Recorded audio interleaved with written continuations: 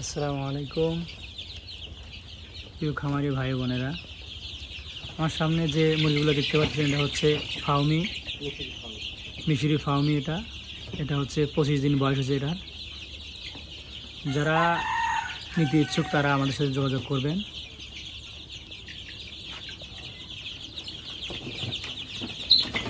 এখানে মোট 220 বাচ্চা আছে।